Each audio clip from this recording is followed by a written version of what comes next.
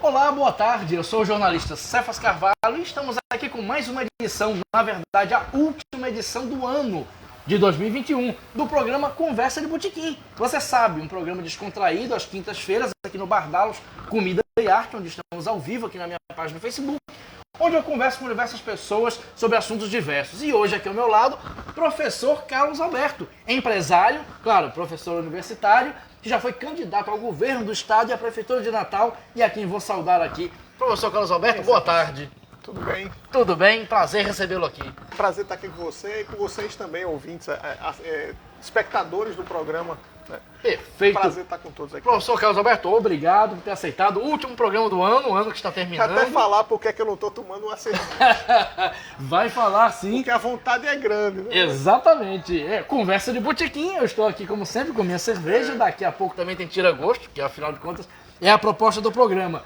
O programa este que tem produção de Raquel Lucena, tem como câmera José Agrio e tem o apoio logístico de Lula Belmont e Ricardo Nelson. Nós estamos ao vivo no Bardalos Comida e Arte, lembrando que estamos num bar em funcionamento. As pessoas que quiserem frequentar o Bardalos está aberto para se frequentar, as pessoas estão passando aqui na rua, enfim, o programa é assim. E nós temos o apoio do Cicobi, Unilivreira, Francisca Seguros e também do Adurne. Agradecemos a todos os apoiadores. E vamos começar o bate-papo. Vai ser muito tempo aqui de bate-papo. Professor, pergunto, já lhe entrevistei outras vezes. A conversa com o senhor é sempre com muito conteúdo. Eu quero conversar primeiro vamos conversar sobre política. Você já foi candidato. Quanto tempo a gente vai conversar? Uma hora de conversa. Uma hora de conversa. Uma hora de conversa. É tempo. Professor, você já foi candidato. Nós vamos falar sobre sua campanha ao governo do estado, sobre sua campanha à prefeitura de Natal, todos os aspectos envolvidos, suas plataformas. Mas eu quero saber como a política entrou na sua vida. Como é que começou isso, professor? Cefas, eu sempre fui uma pessoa muito politizada, né? Então, desde criança, muita leitura, muita informação, muito acesso à informação. Então, assim, desde cedo eu tive o hábito de leitura, não só de ler a sua matéria, de estudar no colégio normalmente, como a educação nos proporciona, mas de ler jornais, de ler revistas, de assistir televisão, os jornais. Sempre gostei de jornal. É muito difícil uma criança assistir jornal. Eu era aquela criança que gostava de assistir jornal. Né? E de ler revista, de ler jornal, de conversar sobre política, de conversar com as pessoas mais velhas. As pessoas às vezes não têm esse hábito, né? Eu gosto muito de conversar com as pessoas mais velhas. De ouvir, né, o que as pessoas sabem, aprender com elas. E sempre fui essa pessoa politizada. Meu pai era uma pessoa... eu sou de 1968, né, um ano importante para o mundo, né, de muita mudança, de um ponto de inflexão da sociedade, né, da juventude, das pautas sociais. Então, um ano muito importante. Eu nasci em 68, mas eu tive um pai que era uma pessoa muito crítica da sociedade, sabe? Ele era uma pessoa muito franca e que nos colocava os problemas que aconteciam no Brasil, e a gente conversava muito sobre a situação, não só do Rio Grande do Norte, dos problemas da cidade. Ele era uma pessoa muito crítica. Eu talvez herdei muito essa questão. Curiosidade, professor, eu me considero uma pessoa muito seu crítica. Seu pai fazia o quê? Meu pai era dentista por formação, exerceu odontologia durante uns 20 anos, né? E depois ele tinha 2 empregos. Ele era dentista e funcionário do Banco do Brasil, né? Mas chegou uma época que ele já estava cansado da odontologia, ele preferiu ficar só no Banco do Brasil e mudou o regime de trabalho dele de 30 horas semanais, né, que você pode trabalhar um expediente mais curto. Ele passou para ser um funcionário de dedicação exclusiva ao Banco do Brasil, já do meio para o fim da carreira dele, né? Era uma pessoa que tinha uma vocação para administração muito grande. Meu pai era um administrador, não de formação, porque naquela época não existiam os cursos, né? Mas ele tinha funções gerenciais muito, muito nítidas, assim. Ele era uma pessoa muito boa em organização. E então esse era o ponto forte dele. Administração são 4 coisas fundamentais para você ser um bom gestor, né? Capacidade de planejar, capacidade de dirigir, de controlar e de organizar. Meu pai era muito controlado e muito organizado. Então ele era um bom... Onde ele passava no Banco do Brasil, ele organizava os setores. Era uma pessoa que não tinha ambições de chefia, de ser gerente, superintendente. Foi convidado para presidir banco, para dirigir Banderne, para assumir superintendência, para assumir gerências de agências importantes, mas nunca quis. Ele sempre foi uma pessoa de organização e controle, então ele preferia estar organizando o setor de pessoal, montou o plano de saúde do Banco do Brasil aqui em Natal. A CACIE foi montada por ele, que é um plano de saúde muito, muito grande hoje, né? Saiu cadastrando todos os médicos da cidade, então ele tinha essa capacidade. Mas era uma pessoa muito crítica, né? E ele mostrava sempre que as coisas poderiam ser melhor. Ele primava muito pelo melhoramento contínuo das coisas. Ele tinha esse espírito de sempre melhorar. Sim. Quando você for fazer de novo, faça melhor, sabe? Mas era uma pessoa simples e não era simples da maneira de ser, não era uma pessoa arrogante, era uma pessoa muito bacana. E te influenciou no sentido de olhar o mundo de uma maneira então, crítica. Ele criticava muito a ditadura, sabe? Ele, por ser uma pessoa muito perfeccionista, assim, ele zelava pelas instituições, entendeu? E ele dizia, puxa, isso, uma coisa que uma ruptura com as instituições, que isso é um golpe, né? Isso não tem nada de revolução, né? Bolsonaro aí tentando, quem fala isso ele critica, tal, não pode, tal, mas na verdade foi, né? Uma ruptura institucional que no Brasil a nossa democracia é muito frágil, né? Porque na verdade a todo momento a gente vive nuances de Idade Média, na verdade é isso, papo de botequim é para falar essas coisas, isso, né? Exatamente. Tem aquelas pessoas que acham que pode a qualquer momento invadir Capitólio, né? Mandar fazer anarquia, então assim... Mandar avião sobrevoar STF para quebrar os vidros. Mandar dizer que aquela do ratinho antes de ontem, né? Absurdo. Né? Quer dizer, contra a deputada Natália. Então assim, como é que ele falou, Cefas? Ele falou, metralhar, como é? Ele falou, esse pessoal, se referindo a Natália, deveria ser eliminado. Alguma coisa assim. Foi. Alguém tem uma metralhadora? A universidade consome tanta gente. Eu passei hoje o dia inteiro fazendo um parecer, presidindo uma comissão, estudando, passei de 9 da manhã até agora, trabalhando num documento, e depois foi para votação, aprovou, depois de muita briga, né? Então assim, a universidade consome muito da gente, apesar que não pareça, né? Professor não trabalha. Isso é um absurdo disso, né? Então a gente é muito sobrecarregado. Na universidade hoje todos os professores trabalham muito. Não tem professor que trabalhe pouco. E esse negócio de ensino à distância, a gente não parou de trabalhar hora nenhuma. Então a gente está com aulas virtuais, então a agenda é completamente tomada. Quase que eu não chego aqui para o programa, para um papo, né? Para bater esse papo. Vamos entrar na política. Eu quero chegar às suas candidaturas, mas vamos voltar para como a mosca da política lhe picou. Então, eu sempre pensei em ser candidato, assim. Pensava quando criança, quando adolescente, depois de adulto, sai um pouco da minha cabeça isso, porque você quando casa, tem filhos, tem que sustentar a família, e eu comecei como eu fiz administração, eu tenho a facilidade em analisar negócios e montar negócios, né? Então, eu fui para o meio empresarial, né? Antes de ir para o UFRN, eu já era empresário, né? Então, mas depois fiz concurso, fiz mestrado, fiz doutorado, fui ser professor da UFRN e passei a ter um tempo mais disponível para pensar em política. E eu fui, durante 4 anos, subsecretário de Turismo e coordenei o Prodetur, que é um programa, eu fiz o planejamento turístico do Estado inteiro. Fiz o planejamento turístico do Estado, que não é seguido em muitas coisas, poderia ser seguido, mas as pessoas contratam os planos e não seguem os planos, né? Então é interessante isso. Mas essa cidade alta é o que é hoje, com as obras que estão acontecendo, com as praças, com as avenidas, com os calçadões. Tem muito mais coisa para vir para a cidade alta. É fruto de um trabalho que eu comecei 10 anos atrás, né? O Museu da Rampa é fruto de um trabalho também que iniciei 10 anos atrás. Então, esse tempo no planejamento do turismo, na época do governo Lula, eu me aproximei do deputado Fernando Mineiro, de quem eu já era eleitor, né? Mas eu era eleitor de conversar com os meus funcionários, de chamar Mineiro para fazer aquele bate-papo com os funcionários, todas as eleições, porque eu era não era petista de carteirinha, era petista de coração naquela época, né? Então, Mineiro me convidou a ser candidato a vice-prefeito, porque chegou uma situação, naquela época, em 2012, em 2010 eu saí do governo, e era onde eu tinha um contato mais próximo, Mineiro deputado estadual, e eu trabalhando no governo Vilma, mas muito próximo do governo do PT, porque Lula era aliado da ex-governadora Vilma de Faria. Verdade. E Dilma também era aliada da governadora. Então, eu como secretário do governo Vilma, né, eu me aproximei muito do deputado Fernando Mineiro e ele começou nós simpatizamos um com o outro. Naquela época a gente tinha muita proximidade, né? Depois o mundo acaba separando a gente, mas eu tenho um respeito e um carinho muito grande por ele. E ele chega a uma situação dentro do PT em 2011, ele construindo a candidatura a prefeito.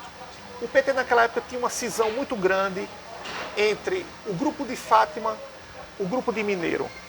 Na verdade, existia uma coisa muito curiosa. Existiam grupos que eram totalmente brigados dentro do PT, né?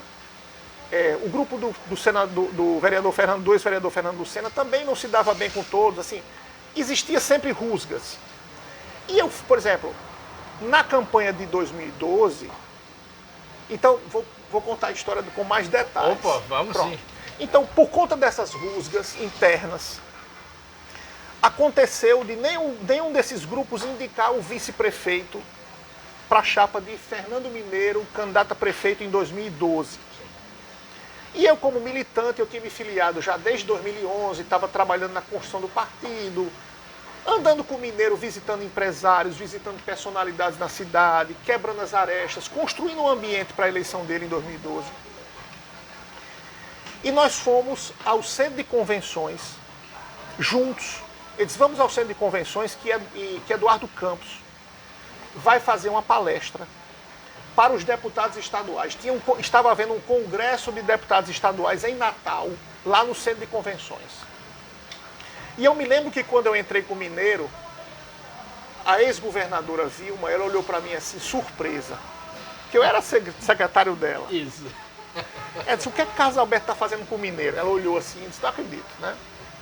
Eu recebi um telefonema de um emissário dela para me filiar ao PSB. Mas eu já estava filiado ao PT. Filiado ao PT. Né? Nesse dia, Mineiro disse, Carlos Alberto, rapaz, eu estou aflito aqui, eu não consigo um candidato a vice-prefeito. Faltava 15 dias para o registro das chapas. Aproximadamente 15 dias. Ou menos, talvez 10 dias. E eu disse, Mineiro, ele olhou para mim assim como dissesse, você aceita, mas ele também não queria, porque poderia chegar um partido, indicar o vice, fazer uma coligação, mas a estratégia política do Rio Grande do Norte sempre foi isolar as ameaças, né? Então se articulou para deixar Mineiro isolado em 2012. Eu disse, Mineiro, vamos fazer o seguinte, vamos procurar um vice até o último dia, mas da minha parte, você tenha certeza de uma coisa, não é por falta de vice que você vai deixar de ser candidato. Se ninguém quiser, eu vou. Só isso, né? E a gente tentou. Pedimos ao grupo da governadora Fátima Bezerra para indicar todas as pessoas que Na foram... época, a Fátima era deputada federal. Federal. Todas as pessoas que foram sondadas negaram, né? E aí eu acabei sendo candidato a vice numa campanha que todo mundo pensava que era uma campanha derrotada, né? E se articulou para isso, mas eu acreditava no que estava sendo construído internamente no partido já há 2 anos praticamente. Mineiro criando os núcleos dos bairros, né? Ficando com a chapa de vereador que tinha 33 candidatos. Então eu sabia que a gente ia ter pé no chão. A campanha naquela época durava 90 dias e a gente teve condições durante 90 dias de percorrer todos os bairros da cidade. Saímos andando a pé, rua por rua. Então foi aí nesse ano de 2012 que foi minha primeira eleição. A gente perdeu por 1.300 e alguns votos, né? Por 0,38%, a menor diferença do Brasil. Nós não fomos para o segundo turno. que eu acredito... Hermano Moraes, que foi pro segundo turno. Hermano Moraes foi. Eu acredito que se Mineiro tivesse ido para o segundo turno, Natal era diferente hoje. Por quê? Porque não teria acontecido em Natal o que está acontecendo. A cidade estagnada. Em 2012, né, depois do falecimento de Luciano Agra, o candidato a prefeito de João Pessoa foi Luciano Cartacho, né? E Luciano Cartacho promoveu uma grande mudança em João Pessoa. Porque eu me lembro da construção do nosso programa de governo para a candidatura a prefeito. Foi muito criterioso. A gente sentou praticamente um mês escrevendo o programa de governo, com sugestões, ouvindo as pessoas, reunindo. Era um programa de governo moderno para Natal, né? Mas nós não conseguimos vencer aquela eleição. Mas eu acredito que Natal não seria hoje a Natal que está estagnada, com esse ponto de ruptura que é o plano diretor hoje. Entendeu? Foi nesse momento que eu entrei na política. Quando chegou em 2014, a situação era outra. Em 2014, eu sabia que se a governadora Fátima fosse senadora, ela seria governadora. E ali eu me propus, porque a gente não tinha palanque, né? A gente tinha Mineiro como deputado estadual, Robson trouxe Zé Dias apoiando ele, tínhamos Fábio Faria, deputado federal, nesse palanque que se juntou, né? E Mineiro, deputado estadual. Sim. O Mineiro era deputado estadual. A gente tinha um federal, a própria Fátima, que era candidata, né? E o Robson, que era deputado, que era vice-governador, rompido com Rosalba, né? Mas a gente só tinha esses, meia dúzia de candidatos. Nós não venceríamos a eleição com meia dúzia de pessoas. E a gente precisava ter gente no palanque. E aí eu me imbuí da causa de fazer Fátima senadora para viabilizar a disputa dela em 2018, né? E aí a gente foi vitorioso, né? Derrotamos Henrique, Vilma, né? Que era com todas as pressões, porque tem que se falar, uma coisa tem que deixar bem claro, viu, Cefas?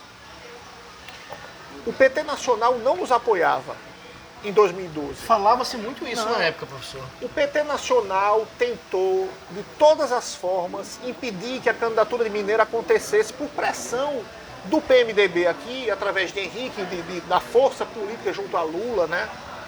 Para impedir o lançamento da candidatura. Mas Mineiro disse que não abro, eu tenho o diretório municipal, vou ganhar a convenção, de qualquer maneira serei candidato e acabou-se.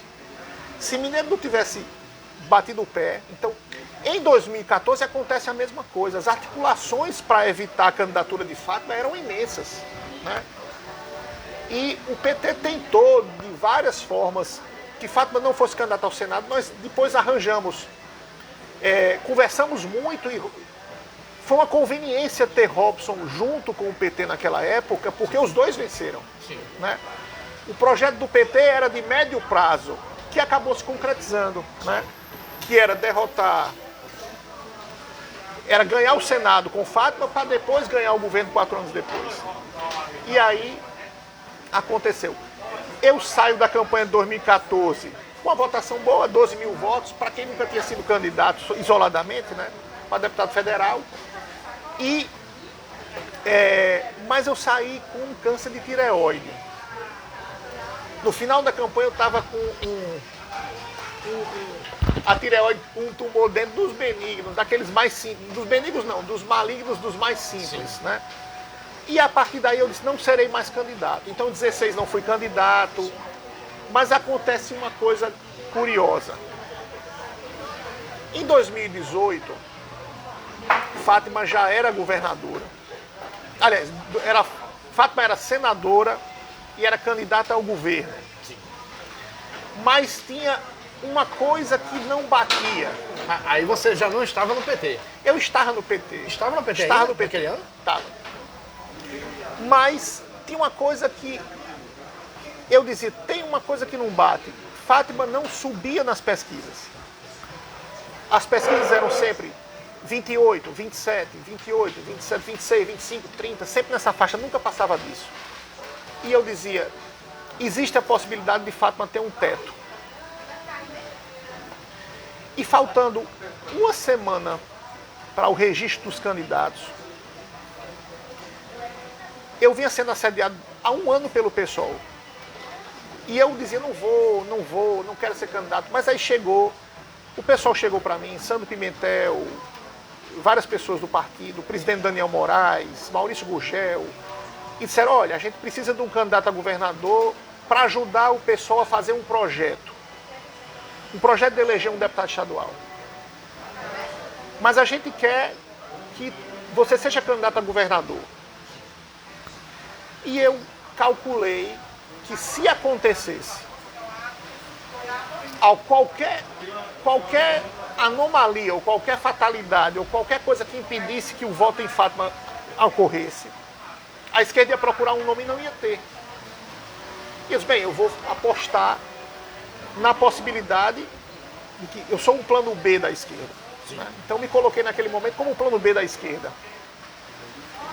Mas a todo momento, inclusive tem uma coisa muito curiosa, já que é papo de botequim, eu vou contar uma coisa interessante. Eu quero ouvir. E quem está assistindo também quer ouvir. Dentro dos debates, sabe? Dentro dos debates, teve debate da Band, naquela eleição... Da Band, eu cobri e lhe entrevistei. Naquela eleição, na exatamente na porta lá, né? Naquela eleição, toda a imprensa queria me entrevistar. Por quê? Porque era interesse para dividir o voto de Fátima, para ter um segundo turno, para que Carlos Eduardo tivesse chance. Sim. Então, eu tinha espaço em Cabugi e tal. Diferente da campanha de prefeito, onde nenhuma rádio... Eu ia fazer a pergunta nesse viés. Nenhuma rádio de Natal me chamou para dar uma entrevista, não só eu. Mas nem eu, nem Kelps, nem Hermano... Porque aí já era Álvaro Dias, Álvaro Dias prefeito. Então, a imprensa toda foi cooptada para não entrevistar nenhum candidato. Foi a campanha de prefeito passada, a imprensa toda se cooptou. Toda não, né? É boa parte. A Potiguar Notícias não. Potiguar Notícias não. Mas as grandes rádios da cidade, as televisões, nós não fomos chamados para nada. Não tinha debate da cidade. E o Covid também criou um fenômeno de você estar na rua. Esse candidato quer morrer, quer pegar Covid ou quer transmitir para mim. Então ir para a rua era negativo, né? Então praticamente não houve eleição. Né? Foi a eleição de um candidato único com homologação, né? Então existiu um medo de votar, muita abstenção. Foi uma campanha extremamente decepcionante para todos. Eu acho que hoje, eu lendo o cenário, eu diria com toda certeza, não era para ter tido eleição. Né? Mas não estava ao meu alcance decidir se teria eleição ou não. Eu acho, professor, que por causa de Bolsonaro ameaçar a democracia, havia um medo que não se tivesse eleição. O senhor não percebeu isso? Não, eu via muitos jornalistas falando isso. Mas deixa eu lhe contar, antes disso, eu volto já para esse ponto. Tá. Qual é a fofoca, o papo de bar, né? Isso é o que não tá bebendo. Quando chegava dentro dos debates, aquilo era uma guerra psicológica absurda, né? Então, mas eu, por exemplo, eu tenho o maior respeito pela governadora Fátima Bezerra. É minha amiga, não posso dizer que não tem nada, assim, torço pelo sucesso do governo dela, ajudei na comissão de transição, ela me convidou para integrar a equipe, eu que decidi que não queria, porque eu queria focar na universidade, como estou focando, né? Então, dentro daquela tribo, daquela jaula, né, com leões soltos lá dentro, eu era um ponto de apoio psicológico para não deixar a Fátima nervosa. Primeiro debate, Fátima entrou tensa, né? Ela sabia que ia brigar com o Robson, Carlos Eduardo e tudo. Eu falei, vamos sentar aqui e conversa, como é que está a sua campanha? Começamos a conversar, né? E eu era aquele ponto de apoio, eu sei que ajudei naquele momento, assim, por incrível que pareça, tanto que depois de todos os debates, a gente sempre junto, conversava, como é que está a sua campanha? Eu me lembro da gente encontrar as carreatas em alguns pontos da cidade, a gente parava os carros e um abraçava o outro, conversava, né? Porque a gente, na política, nós temos adversário, mas nós não temos inimigos. Ou não é para ter. Não é para ter inimigo, né? Eu respeito sua posição, você pode ser um reacionário, não querer se vacinar, ser de extrema direita. Eu tenho amigos que são desse jeito. Mas eu não vai deixar de ser meu amigo por isso. Eu respeito a opinião dele. Mas ele também tem que respeitar, a minha. Né? Eu quero um mundo melhor, com justiça social, com um Rio Grande do Norte desenvolvido, sem miséria, sem analfabetismo. Eu me considero, por causa dessas pautas de igualdade, uma pessoa de esquerda. Né? Mas tem gente que não. Né? Ele acredita que tem que ser de direita por mérito, porque a meritocracia, e porque o liberalismo é importante, econômico, né? Apesar da gente saber que não existe, né? Liberalismo econômico, né? É tudo falácia. Existem empresas que são monopolistas, que dominam os mercados, que combinam preços, que praticam dumping, preços abaixo do custo para quebrar as outras, para dominar o mercado e para cobrar mais dos consumidores. Dentro da administração, nós sabemos que existe isso. Sim. E aí a gente sabe que esse capital é melhor um capitalismo puro, onde todos estivessem na concorrência perfeita, né? Onde todos fossem iguais, mas como começa a ter uma empresa tem regime especial, outra tem isenção de impostos, outra faz um lobby e recebe benesses, acaba desvirtuando. Então, a grande maioria dos empresários, eles saem de casa todos os dias sabendo que vão enfrentar outras empresas, que eles têm que ter mais qualidade, têm que ter mais produtividade, têm que atender melhor o cliente. Esse é o capitalismo honesto, da pessoa que paga os impostos. Mas aí você tem grandes empresas que sonegam, que depois se aproveitam dos refis por fazer lobby. Dá para sair um refis escandaloso, né? Para beneficiar quem não recolhe impostos. Ou então liberais que gostam de contar com o Estado quando a empresa está mal. Está na iminência de sair, né? Um refis escandaloso, né? Que não é para atender, por exemplo, as pequenas e médias empresas que sofreram com a pandemia e não puderam recolher seus impostos. Né? Não, é isso aí. Inclui qualquer imposto, qualquer tamanho de empresa, qualquer uma, entendeu? Tem gente que sonegou propositalmente, entendeu? Sonegou ou não recolheu propositalmente, né? Bota o dinheiro em caixa, especula até contra o governo, né? Como os bancos faziam com o dólar. O Brasil precisava pagar uma conta em dólar, né? Aí eles iam lá, compravam os dólares do mercado antes, né? Aí o Banco Central só podia comprar com tantos dias de antecedência, aí o preço estava caro. Aí era conta feita para banqueiro enriquecer. Exatamente. Então, assim, graças a Deus isso acabou, né? De 2002 para cá, muitos desses grandes, assim, apesar dessa briga Bolsonaro e Lula, ninguém pode negar que o governo de 2002 para cá fez grandes mudanças, né? Poderia ter feito mais? Poderia, né? Mas vamos esperar para que a gente no futuro consiga fazer as grandes reformas que o Brasil precisa. Tributária é uma delas, né? Perfeito.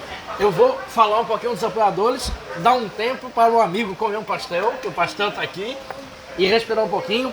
Lembrando que você pode fazer perguntas para o professor Carlos Alberto, ele vai responder dentro da medida do possível. Temos comentários aqui que eu vou ler agora. Lembrando também, parabenizar e saudar quem estava aqui. Dorian Lima, produtor, estava aqui, acho que deu uma saída. Chegou aqui Francisca Oliveira, que é apoiadora da gente, Francisca, Reginaldo, João Marcelo, Sônia, uma turma boa aqui, todo mundo bem-vindo. Lembrando que o programa tem produção de Raquel Lucena, tem a câmera de José Agno e tem o apoio logístico de Lula Belmont e Ricardo Nelson. Já temos comentários aqui, vamos lá. Lula Borges. Mar Menino, TV Cefas, TV Cefas, conversa de botequim, é isso. Cláudio Wagner, poeta, que é membro da SPVA, Sociedade dos Poetas Vivos e Afins. Boa noite, Cláudio. Ananda, minha filha, boa noite, papai, cheguei. A Ananda estava vindo de voo, ainda bem, ela estava embarcando do Rio de Janeiro para cá. Bem-vinda, Ananda, minha filha, a gente se fala depois que acabar o programa. E você pode fazer comentários, tá certo? Fique ligado com a gente e todo mundo que estiver aqui participando pode fazer também. Você lembra aquele negócio de Cristiano Ronaldo, que ele pegou a lata de Coca-Cola e tirou da mesa? Lembro. E Então eu vou falar aqui uma Pogba coisa. fez parecido também. Eu não tomo refrigerante já há mais de 5 anos. Mas abriu uma exceção agora. Eu queria estar tomando uma cerveja. Mas eu ainda vou dar aula hoje, ainda tenho reunião, ainda não posso beber, ainda vou dirigir. É compreensível. Aí eu tô tomando.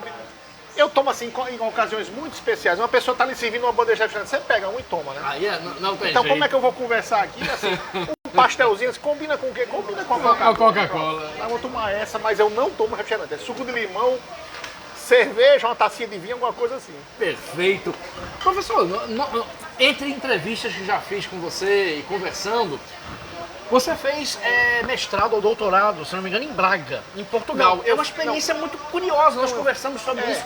Eu queria que você falasse como é ver o Brasil do ponto de vista de quem está em uma cidade europeia. Como é que funciona, professor, isso? Então, meu mestrado é feito. Eu sou graduado com muito orgulho no curso de graduação em administração da UFRN, do qual eu já fui coordenador da graduação e também da pós. Aqui na época implantamos até o doutorado aqui em Natal. Então, assim, com muito orgulho, eu sou prata da casa. Eu fiz mestrado na própria UFRN em administração, né, em gestão de pessoas. Terminei em 1997, certo? Meu doutorado é na Universidade de São Paulo, na USP, na Faculdade de Economia e Administração, a FEA. Né? E eu fui, em 2017, eu passei 3 meses participando de um grupo de pesquisa na cidade de Braga, estudando excelência na educação. Braga é do lado da cidade do Porto. Exatamente, Né? é bem, Já indo bem pra próximo. Espanha. Exatamente, uma cidade belíssima. Braga é uma cidade, Cefas, que aqui no centro da cidade, como aqui a cidade alta, fosse toda de calçadão. O português chama de ruas pedonais. Então, quer revitalizar o centro de Natal? Transforme isso aqui num grande calçadão. Certo? Traga as pessoas para caminhar. Né? Você vai acabar com todas as ruas de carro? Não, deixa algumas, as principais. A Rio Branco, Braga fez muito túnel, né? Podia ter um túnel lá no Baldo, saindo lá da Ribeira, para os carros atravessarem por baixo. Ou então pelo anel viário, pela Avenida Beira Canal, ou pela Avenida do Contorno, como chamam. Né? Mas a grande maioria das ruas são pedonais. E eu morava dentro dessa cidade. Braga é uma cidade que é romana, né? Então lá eu entendi muito sobre o que representou o Império Romano. O Império Romano ensinou as pessoas a viver em cidades. A grande tecnologia do Império Romano era transformar as pessoas cidadãos. Né? A polis, né? A Você urbe. ganhava a identidade de cidadão romano. E as cidades iam sim, tipo que comprasse uma franquia, né? Se tornava, eu quero me tornar romano. O Império Romano foi se expandindo, porque ele fazia calçadas. As termas romanas era ensinar as pessoas a tomar banho. O que é a termas romana? Era umas piscinas de água quente esquentadas por lenha. O cara terminava o dia de trabalho, passava na termas, tomava um banho e ia para casa dormindo. Ele não tinha banheiro em casa. Então eu vi as pedras das muralhas de Braga serem transformadas em calçadas. Estão lá até hoje. Então Braga ensinou as pessoas a viverem em cidade. Braga não, o Império Romano ensinou as pessoas a viverem em cidade. Viver em cidade é ter adensamento para se proteger. Né? Então a cidade alta poderia ser um centro de Braga, né? Todas com ruas de pedestre, tirar esse privilégio de você ter tudo para o automóvel. Né? E Natal é feita para exatamente. automóveis, né? Para veículos. Eu fiz agora o Caminho de Santiago, acho que eu lhe falei sobre isso. Me contou. Fiz o Caminho de Santiago de bicicleta, 2 meses atrás. Em 12 dias eu percorri 800 quilômetros. Em todo o trajeto, Cefas, eu não recebi um fino de um carro uma buzinada. A primeira coisa que me chamou a atenção foi o seguinte: o ouvido do ciclista, né, ele está sempre ouvindo se vem carro, né? Então, eu estava na estrada pedalando ainda na França, logo no primeiro dia de pedalada, saindo de Saint-Jean-Pied-de-Port, que você pega para subir o Pirineus. 26 km de subida. Ó, é luta. Eu imagino. Mas eu vi os carros chegando e eu disse, esse carro não vai ultrapassar? Eu disse, cadê o carro? Eu começava a olhar para trás. Eles não passam o ciclista. Ele fica atrás do ciclista. Ele só passa quando ele vai para outra faixa. E ele fica ele ultrapassa em baixa velocidade. Um pouquinho a mais da velocidade que você vai. Caminhões, ônibus, para não assustar moto, o ciclista, para deixar ele continuar. Respeito a pessoa. Porque lá eles entendem que a pessoa que está a pé tem prioridade sobre a pessoa que está na bicicleta. A pessoa que está na bicicleta tem prioridade em relação à pessoa que está no carro. Então, aqui no Brasil não. A preferência é do automóvel. Não, que automóvel? O automóvel é uma lata, né? A preferência é do copo. Não, a preferência é da pessoa. Né? Então essa lição, isso é o que nós temos ainda muito a evoluir como sociedade. Obrigado, e temos Raquel. que abrir nossa mente para evoluir como sociedade. E o respeito às pessoas é a primeira coisa que deve acontecer na sociedade. Respeitar o direito dos outros. Né?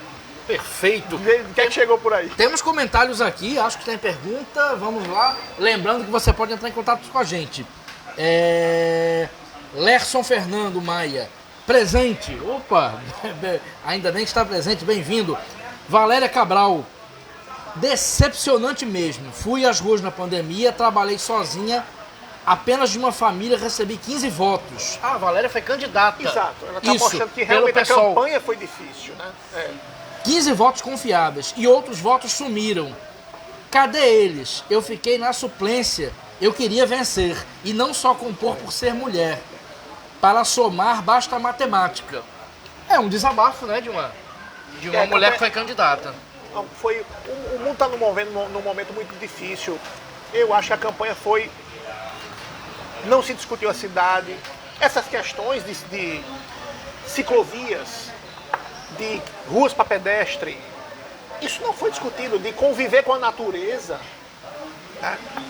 A gente está de costas para o Rio Potengi, aqui do lado, né, do centro da cidade, a gente não tem nem mais aquele transporte que existia da Ridinha para a Cidade Alta. Não é? Todo mundo que o mora transporte público de Natal é uma tragédia. você Eu tinha ia um barquinho perguntar. que fazia a travessia, quer dizer, as pequenas coisas da cidade, né? Hoje as pessoas não têm tempo de dar uma volta no quarteirão, de sentar numa praça, de conversar. Esses hábitos precisam voltar para a sociedade. Perfeito. Para valorizar, né? Sentar num bar, conversar com um amigo. Com certeza. Você está sempre no corre-corre, né? Tem que trabalhar e fica correndo para um lado para o outro. Né? Isso não é vida, né? Então... Concordo. Tem mais comentários aqui. Sérgio Pinheiro, o grande Serjão Pinheiro. Sucesso. Obrigado, Serjão. Serjão sempre presente aqui. Cláudia Borges, que é poeta e é cordelista. Boa tarde. Que papo gostoso. Obrigado, pessoal aqui. Lembrando que pode fazer pergunta, viu? Dentro do bom senso, o professor Carlos Alberto responde.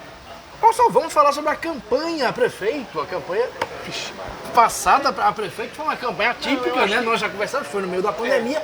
Mas qual é a sua percepção, professor? Então, como é que essa você questão viu? que a cidade não se discutiu é verdade.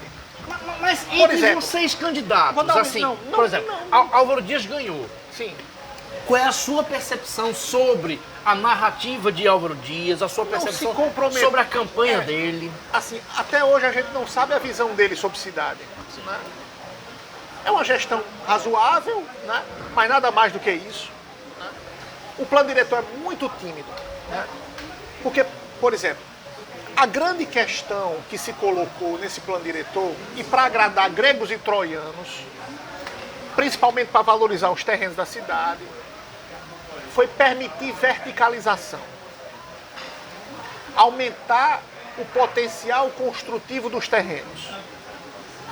Mas a principal questão não é essa. O que trava a cidade, mais do que o potencial construtivo, são as regras de afastamento, de recuo frontal, de recuo lateral. E eu acredito que, por exemplo, a cidade alta, ela precisa ser adensada. Quanto mais pessoas morarem aqui, onde existe toda uma infraestrutura construída, onde existe comércio, onde existe banco, onde existem grandes escolas como o Xuxo, como o Ateneu, sim, ali do lado, como na Praça Cívica também, aqui perto Anísio tem... Teixeira. Anísio Teixeira, Floriano Cavalcante, ali na subida do Baldo. Sim. Nós temos o Colégio das Neves, o Colégio Salesiano. Sagrada Família, que é pertinho. Sagrada Família, o SIC, toda essa região está com toda a infraestrutura instalada. Sim. Nós precisamos adensar o centro da cidade para as pessoas andarem a pé. Para você não precisar ter carro. Mas como fazer isso, professor? Com a mentalidade exemplo, do natalense. Vamos lá. Qual foi o último grande edifício? Vou fazer uma pergunta, vamos ver se Cefas lembra. Qual foi o último grande edifício construído na Cidade Alta? Na Cidade Alta? Comercial. Edifício comercial. Não lembro. Faz muito tempo. Muito. Fazem 40 anos que o edifício Cidade do Natal foi construído na esquina da Deodoro com a João Pessoa. E é um lugar onde poderia se construir. Tem um erro. Como é que o centro da cidade, como é que o plano diretor de uma cidade bloqueou que os escritórios e o comércio se instalassem no centro? Qual a última grande loja que foi construída no centro de Natal? Também não lembro. Ao contrário, estão fechando. Estão indo embora. Tem um erro nesse negócio. Porque os lotes do centro da cidade são pequenos. Então, eu falei até isso no programa do BG. Nós temos que imediatamente começar a discutir o novo plano diretor. Qual é o novo? É o que vai ser aprovado daqui a 5 anos. Mas, professor, não é esse não, é um novo. Mas como eu sei que vão perguntar, eu já vou adiantar. E aquela parte do plano diretor que prevê a verticalização na praia, no litoral, não. que é algo que afeta muito os ambientalistas. O plano diretor não a permite. Não? Não. Tá. Não, isso foi tirado de discussão. Totalmente. A não ser que a Câmara faça uma mudança aí que eu não saiba, mas pelo que eu sei, Ponta Negra está preservada, as áreas de interesse social estão preservadas. Não há um perigo ainda de se reverter isso? Porque há interesses econômicos perigo fortes. Havia se os vereadores mudassem de opinião todos de uma vez. Há esse perigo, mas eu não acredito que aconteça. Álvaro Dias é simpático. Não, mas não acredito. A verticalização. A verticalização vai acontecer porque os bairros vão ter condições de construir mais por lote. Não, eu falei na verticalização na praia, como aconteceu com o Balneário Camboriú, por exemplo. Não, na praia não, esse perigo a gente não corre, não. Acho que não corremos. Mas eu acho que a gente deveria discutir pontualmente. Cidade Alta, o que é bom para a Cidade Alta? Alecrim, o que é bom para o Alecrim? Então, nas grandes cidades do mundo, as partes históricas, tradicionais, os prédios são todos colados. É assim na França, na Holanda, na Inglaterra, né, são países onde a gente tem hábitos, nossos hábitos vieram de lá. Portugal, né? Lisboa permite que você mantenha os prédios colados, aumente a quantidade de andares, faça reformas. Mas arranha-céus no centro histórico de Lisboa não pode. Não. Exatamente. Lisboa, inclusive, é referência. Eu acho que para a Cidade Alta, a solução é pensar a Cidade Alta. Sim. Como nós queremos a Cidade Alta. Então tem que perguntar para a cidade, qual é a cidade que nós queremos? Essa pergunta não foi feita. Sim. Não, vamos aumentar o potencial construtivo, vamos fazer isso, vamos fazer aquilo, mas peraí. Qual é o estilo de vida que nós queremos? Se perguntar para mim, eu quero andar a pé, quero me encontrar com meus amigos, quero vir para um bar tomar uma cerveja. Isso. Não é? Sim. Eu quero andar de bicicleta, eu não quero depender de carro, eu quero que meu filho estude próximo e vá de bicicleta. Andar tarde da noite sem perigo de ser assaltado ou de sofrer alguma coisa. Eu quero que a cidade tenha praças, bosques, alamedas, né? Mas então eu tenho que ter um plano diretor ajustado às vontades da sociedade. Sim. E essa discussão não foi feita. Nós não discutimos qual é a cidade que nós queremos. É um modelo americano? Carro, ruas cada vez mais largas, mais pistas, mais carros na rua? Não. Eu quero que todas as pessoas morem mais próximas.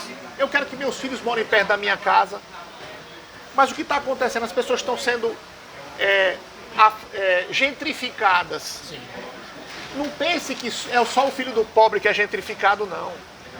Não é só quem mora em Santos Reis, ou quem mora em Mãe Luísa, ou quem mora no Paço da Pátria, que vai ser expulso um dia pela especulação imobiliária.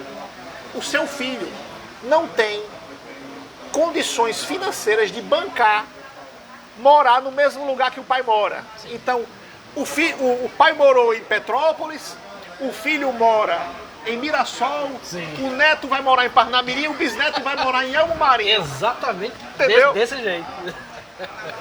Porque a gente inviabilizou a cidade. Cidade é convivência. Perfeito. Né? Nós estamos aqui no programa Conversa de Botequim. Estamos num bar em funcionamento. O bar, inclusive, está animado. As pessoas estão aqui. Nós estamos fazendo essa entrevista com um bar em funcionamento. Você pode fazer perguntas. Eu acho que vai ter pergunta, porque a Raquel Lucena está ali anotando sem parar. Faça perguntas, faça comentários, faça críticas também. Enfim, o programa está aberto para você. Vou pedir aqui, Ricardo Nelson, outra cerveja, eita, por gentileza. Tá gelado e boa, hein? Gelado e boa. Professor, faz tempo que eu não vim aqui no Bar Dallas. Eu não frequentava por aqui, mas está muito organizado o Bar Dallas. Muito organizado o Bar Dallas. Inclusive está tendo uma exposição hoje, vai abrir hoje, a exposição Sensualizando, com obras de artistas plásticos. Obrigado, Raquel. Muito agradável. Exatamente. Então, e vai ter DJ hoje, DJ Samir aqui. Hoje tem de tudo. Conversa de botequim, exposição e DJ. E amanhã tem Eric and the Invisible Band aqui no Bar Dallas. Bar Dallas sempre tem coisa. Professor, nós estamos no final de 2021 e só se fala em 2022. 2022 está chegando. As pesquisas mostram... Obrigado, Ricardo. As pesquisas mostram o ex-presidente Lula liderando todas as pesquisas. A gente não sabe ainda se vai acontecer um efeito Lula, como aconteceu em 2022, como ex-candidato ao governo e à prefeitura de Natal, como analista político, eu pergunto, qual o seu raio-x nesse momento sobre a campanha de 2022, professor? Essa semana nós tivemos uma situação muito interessante, né? A desfiliação de Geraldo Alckmin do PSDB. Porque assim, eu sentia, pelo andar da carruagem, uma fragilidade no discurso de Lula. Que era o seguinte, como é que eu vou dizer para o povo que eu vou fazer diferente? Com os mesmos personagens que eu estava aliado. Tá? Porque assim, primeiro, eu vou dizer com toda sinceridade, Lula não precisa de um centavo de ninguém. Lula não precisa de tirar um centavo meu, seu, de ninguém. Então, por quê? Porque onde Lula chegar no planeta Terra, ele vai ter hotel, comida, convites. Lula é uma personalidade, não é? Então não vem me dizer, porque Lula roubou. Roubou nada. Coisíssima nenhuma. Cadê? Se ele for visitar os Estados Unidos, Lula, Barack Obama é capaz de convidá-lo para ficar na casa se Lula for para qualquer município brasileiro que ele vai chegar, ele vai ser agarrado. Venha dormir na minha cama aqui, eu vou dar para você com ar-condicionado. Não é? Sim, o cara vai dizer, vai pegar Lula e vai dar para casa. Venha jantar comigo, venha almoçar na minha casa, venha comer uma galinha, ele vai. Sim. Ele vai. Né? Vamos matar uma galinha para você, Vamos matar uma galinha para você. Então assim, tem uma fragilidade no discurso dele. Como é que eu vou fazer diferente se eu vou me alinhar? Todos os pilantras que estavam aqui comigo, que é esse presidencialismo de coalizão, né? Que era a briga, pô, bicho, tu não vai apoiar Mineiro, vai apoiar Carlos Eduardo, é porque Henrique Alves está me pressionando aqui no PMDB, né? Porque Temer, porque Renan Calheiros, porque Eunício Oliveira. Como é que você vai, então, dizer para o povo que vai fazer diferente se você vai se alinhar com o Centrão. Sim. Alckmin é diferente. Entendeu? Então, esse ponto frágil que eu achava, né, na candidatura, numa coalizão PT-MDB, que estava caminhando para isso, aquela história, não, o Valtinho vai ser candidato a vice. Que Garibaldi. Garibaldi, não sei o quê. Isso é muito frágil. Sim. Não sei se o povo vai aceitar. Inclusive, nesse programa aqui, nessa mesa, a Natália Bonavide criticou duramente isso. Pronto. Ela se postou contra a aliança com os Alves. Exato. Então, eu achava esse ponto muito frágil. E eu acho que a vinda de Alckmin muda esse cenário. Certo? Porque ele penetra numa região de rejeição maior. Né? O empresariado paulista. A rejeição cresce do sul para o norte. Né? A rejeição ao PT, a Lula, o sul sempre rejeitou. Sempre. Né? Sempre o interior de São Paulo, que é conservador. Sempre perdemos as eleições do sul. Né? E você vê que a Lava Jato vai se instalar lá dentro, né? Desaforando os processos para julgar. Sim. Toda aquela coisa, tudo. O rito processual completamente, né, errado. Eu não sou advogado nem jurista, mas a gente percebia a forçação de barra, tanto que foi tudo desconstruído. Então eu acho que hoje o Brasil, para preservar suas instituições, existe hoje uma cúpula que viu, olha, nós erramos, vamos preservar a democracia, vamos preservar as instituições, vamos desmanchar essas besteiras, vamos deixar Lula disputar e se ele vencer vai governar. Agora eu ainda tenho dúvidas se ele leva a candidatura, se ele não faz como fez com o Haddad. Porque a estratégia política é muito importante. Né? Então ele pode levar ele candidato até a última hora, com Alckmin junto. E quando chegar lá na reta final, ele mudar tudo. Lula é um estrategista Ele é um estrategista. Então, e ele é um estadista. E para salvar a governabilidade, para evitar o que aconteceu com Vargas, porque Vargas volta com Lacerda chefiando uma banda de música lá e um centrão maléfico, né, que extorquia, né, que não mudou nada na política brasileira. Né? Historicamente, 50 anos não é nada. Né?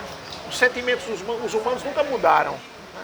O ser humano de hoje, se for colocado na Idade Média, sobrevive mais que uma beleza. Né? Principalmente agora. No Brasil 2021. Se o cara estiver lá na fogueira da biblioteca queimando os livros, o cara queima, ele vai terra queimar. plana, sem vacina. Um dia desse eu tuitei a imagem do julgamento de Galileu. Tava lá o auditório lotado e o povo lá. Tem que esse cara aí tá dizendo que a Terra é redonda. E Galileu ainda se salvou. Queima esse cara aí. Giordano Bruno foi queimado. Não é? Então, Lê comentários aqui. Tem gente aqui. Cláudio Wagner de novo. Cansei só em saber o tamanho da ladeira.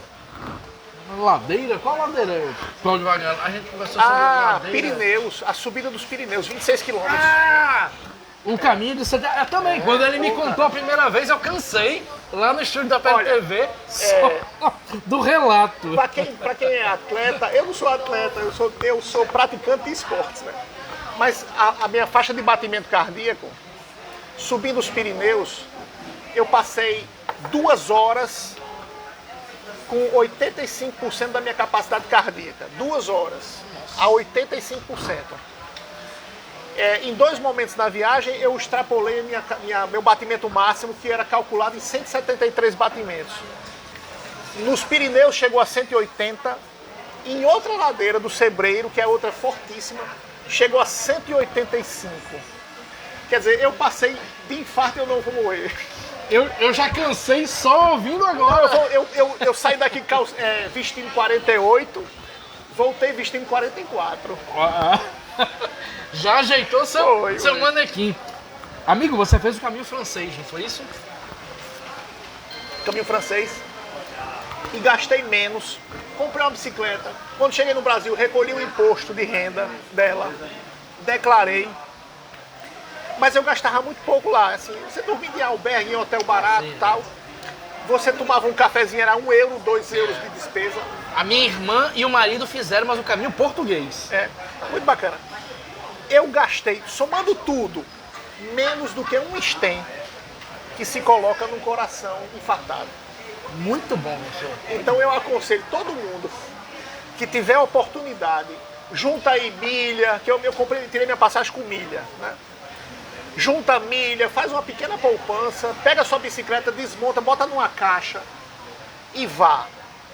Você vai ganhar 10 anos de vida por ter feito. Eu já tenho preguiça de dar 5 voltas lá na praça de Nova Parnamirim. Mas eu vou tentar seguir. Então teve dias, Cefas, que eu pedalei 105 km. É mesmo? Você. Com bagagem. Com bagagem. Uma coisa é sua bicicleta, você lá... Você tem que levar a bagagem, eu claro. saio aqui de casa, eu pedalo 60 km, vou a São José de Mipibu e volto. É uma tranquilidade, sem bagagem. Sem bagagem. Mas coloca 15 quilos de bagagem, bagageiro, bolsa e roupa e ferramenta e tal. É outra coisa. Professor. E mais comentários aqui. Sueli Júlio, direto de João Pessoa. Maravilhoso. Obrigado, Sueli. Olha, um abraço aí. Abraço. Pois é, quem começou a transformar João Pessoa, ela deve lembrar, foi o ex-prefeito Luciano Agra, já falecido. Isso. E João Pessoa hoje dá de 7-1, no mínimo. É uma cidade que você anda em mais Natal. a pé, convive mais com a natureza. Né? Respeita-se mais cidadania, Você de pode maneira observar, geral. os recursos dos prédios lá são menores. É verdade. João Pessoa tá muito boa. A cena cultural é muito boa também. Muito boa. Valentina Carvalho, mas não é minha parente. Álvaro Dias está acabando com o Natal. Fora Álvaro. Tá certo, Valentina. Aqui se respeita a Não, democracia. muito bem, eu acho que... Raquel Lucena, temos tempo ainda, o programa está acabando. Nossa, passou 1 hora voando. Uma hora voando, professor. Ricardo Nelson, por favor, traga a primeira cesta, por favor. Primeira cesta. Lembrando que o programa tem apoio de Francisca Seguros e Francisca Oliveira está aqui com a gente. Você vai sortear, é? Como sempre. Lembrando, tem uma surpresa aqui hoje. Temos o apoio também da Durne, Uniliveira e do a cesta Cicobi. do Cicobi. E o Cicobi mandou uma cesta aqui para a equipe do programa. Quero chamar aqui José Aglio para dar a cesta dele. Vem cá, Aglio, ao vivo, olha aí. de Acordes. O Cicobi para você. Eu acho que Obrigado. Último programa do ano. Valeu, Aglio. todo norte rio-grandense tem uma obrigação. Abrir uma conta no Cicobi. Exatamente, bem lembrado isso. Vamos ter um banco nosso. Ricardo Nelson. É o banco que vai possibilitar o desenvolvimento do Rio Grande do Norte. Exatamente, o Cicobi é comandado aqui, o nosso é presidido por Manuel Santa Rosa, é apoiador do programa desde o começo. A outra sexta, Ricardo Temos a Nelson. obrigação de abrir uma conta no Cicobi para que a nossa poupança financie os nossos cooperados e desenvolva o Rio Grande do Norte. Exatamente, que funciona numa situação de cooperativismo. E outra Queria chamar coisa, aqui- você Oi. vai receber uma cesta de Natal porque é cooperado. Sim. Você vai receber o ano que vem, quando você completar 1 ano de cooperado, a distribuição das sobras, porque o Banco Itaú não vai lhe dar dinheiro. Não, vai não, dia não. E na Cicobi você vai receber, No Itaú fica pro mesmo Setúbal. que seja pouquinho, mas você vai receber uma participação no lucro da cooperativa. Exatamente. E além de ser de E cooperado outra e coisa. correntista receber, Vai captar empréstimos a juros menores, vai aplicar dinheiro, sua poupançazinha vai render mais, sim, né? Não vai pagar taxa bancária, porque o Cicobi não cobra taxas. sim. Aquelas taxas que o gerente coloca maldosamente na sua conta para tirar dinheiro dos correntistas. Então você é dono do banco, você é cooperado, é sócio de um banco. Então passa na agência do Cicobi e abre a conta. Bem lembrado. E se você for correntista, você for cooperado, você recebe a cesta. E se for produtora do programa, como Raquel Lucena também, Raquel Lucena, por gentileza, Olha aí. sua cesta. Sem Raquel Olha aí. Lucena não haveria programa. Ricardo, por favor, e a bolsa, por favor. E lembrando, o Cicobi, como o professor falou, Cicobi é um banco cooperativo daqui do Rio Grande do Norte. Vale a pena, você entra no cooperativismo né? Enfim, é um Eu banco me que orgulho muito de ter sido um dos primeiros associados. Perfeito. E por ser um dos primeiros associados, Manuel Santa Rosa e Denis mandaram Rapaz, pra que foi, você hein? Obrigado. vinho que eu sei que você Olha gosta. aí. E eles sabem também. Santa Rosa, rapaz, você é um grande gestor. Eu tiro o chapéu, tem aquele programa tirar o chapéu. Sim. Tiro o chapéu para você, tiro o chapéu para toda a sua equipe representada aí por Denis, que é uma pessoa maravilhosa. Um amigo que eu conheci desde a campanha de 2012, né? Muito obrigado pelo presente. E tudo que eu falei aqui eu não estava sabendo disso não, viu? Meu elogio foi honesto e sincero. E tá emocionado. E eu agradeço o Cicobi por ter acreditado no programa. É o último programa do ano. Agradeço a todo mundo que está aqui. Francisco Oliveira, que acreditou no programa. Todo mundo que está aqui com ela. Dorian Lima, Raquel Lucena. Sem Raquel esse programa não aconteceria. Professor Carlos Alberto, obrigado. Último entrevistado do ano. Uma alegria conversar com você. Que a gente tenha um ano novo sem Covid. Então, vamos tomar a terceira dose, quarta dose, o que for necessário para a gente evitar esse mal, né? Para que isso vire uma endemia muito da fraca, né? E que a gente se livre dessa situação tão difícil que a gente sofreu. Se esse programa passou rápido, esse ano passou também, não foi, Sérgio? Passou também. Passou Que também. ano rápido danado foi Muito. esse? Foi? Passou voando. Mas 2022 vai ser um ano melhor para todo Então, mundo. fico muita saúde, Feliz Natal para todos, um ano novo maravilhoso. Muito obrigado. Obrigado pelo convite. Eu é que agradeço, Sempre um professor. prazer estar com você. Eu que agradeço. E agradeço a você que está nos assistindo, que é a razão de ser do programa. Continue colaborando, criticando, mandando sugestões, mandando perguntas. Dia 13 de janeiro a gente volta. Programa de janeiro repleto de surpresas e convidados. Fique ligado na gente. Obrigado, Raquel. Obrigado, José Águio. A todo mundo uma boa tarde, boa noite.